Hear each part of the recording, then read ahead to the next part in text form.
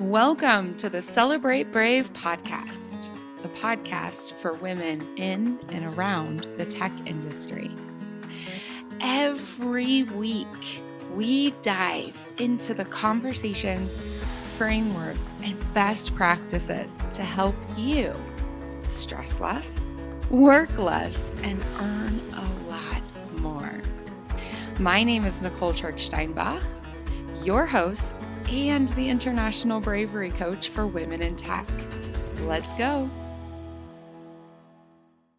Hey there, fellow woman in tech. Welcome back. Today, we're going even further into the Build Your Brave framework. We're staying in the clarity element of the Build Your Brave framework. Of course, we know the three parts of the Build Your Brave framework are clarity, momentum, and accountability. And we know that when you're in clarity, you set clear, specific goals, and then you share them with the people around you. Now, if you don't know what I'm talking about, go on back and listen to that overview episode all about the Build Your Brave framework version 2.0, but you don't have to get lots of value from this episode because today we're talking about SMART goals. So, SMART goals are specific. That's the S. The M is measurable. The A is achievable. R is relevant to you and your career and your self-concept design, earlier episode. And lastly, SMART goals are time-based. So, when do you need a SMART goal? Here are some times you need a SMART goal.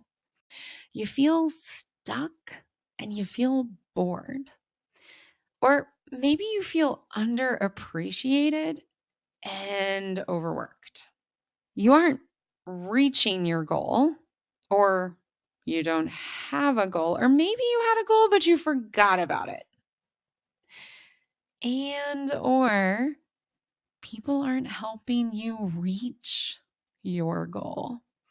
If any of these are true, you need a SMART goal: specific, measurable, achievable, relevant, and time-based. Now, the great news about a SMART goal is it's super effective and relatively easy to establish one. You get specific, you get measurable, you check for achievability, you make sure it's relevant to you and your self-concept design, and then you set a timeline. So, for example, I want to be promoted. That is not a SMART goal, and people can't help you with that. It will leave you feeling stuck and bored, unappreciated, and overworked.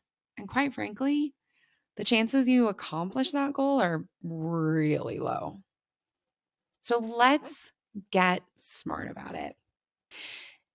By the end of 2022, I am promoted to senior director of my function and accept no less than a 10% salary increase. Relevant. Yeah, it's my function. Achievable. Yeah, right? A level promotion. It's definitely measurable. It's very specific, and you've got it time-based. That's the first step of SMART goals. You got to set the goal. Then, and this is so important, you have to share it with others. You got to share it with people you trust. Specifically say to them, I'd love to get your feedback on this goal. I respect your opinion. You know me well, or I see that you're doing some great things. Here's my goal. And tell them your SMART goal, word for word. There's 4 most common responses. First one is, hell yes. How can I help? I'm in. Let's do it. Second one is, you already have this. You already do this. This is a slam dunk. Let's think even bigger. The third one is, let's workshop this together. I get it. I see it. And there are some pieces over here that we just got to work through first.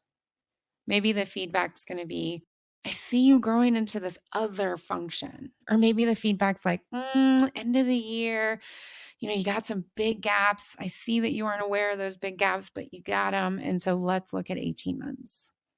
And then the fourth potential response is not supportive. Either that's not something for you. Quite a lot of women in technology are told like, women don't really get that role, or don't you want to have kids, or so-and-so is already up for that role. That's not really for you, or I don't see you in that direction, right?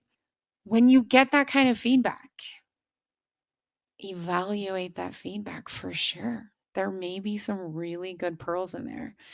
And the pearl may be the person you're talking to is not someone you need to be talking to. Or the culture, the employer, isn't the right one for you.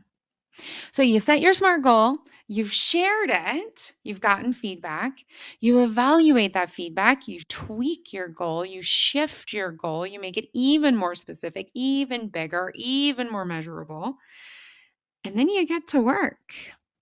This is where, for the Build to Brave framework, we move into momentum. So why do SMART goals matter? Why do you want to do this? Why go through the effort?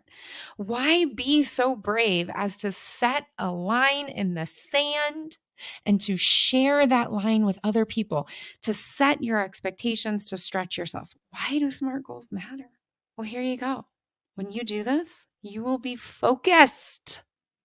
Focus keeps us enthusiastic, keeps us committed, and it will also constrain you. You're not going to be bouncing around all over the place, changing your goal, unsure of your goal, forgetting your goal. No, you're going to be focused, committed, and constrained.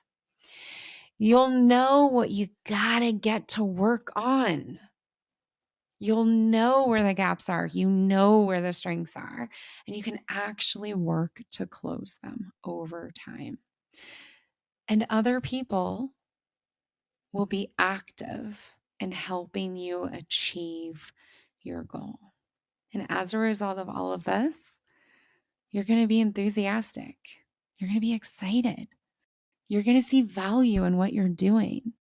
You are going to appreciate yourself. You are going to work within your container, and then can actually achieve your goal and celebrate it like mad. SMART goals. Sounds simple, is simple, so impactful. So get going now. Till next week. Hey, before you go, our fellow women in tech really need these insights. So do them a favor, hop on over and leave a rating and a review on your favorite podcast platform. Help them find the Celebrate Brave podcast.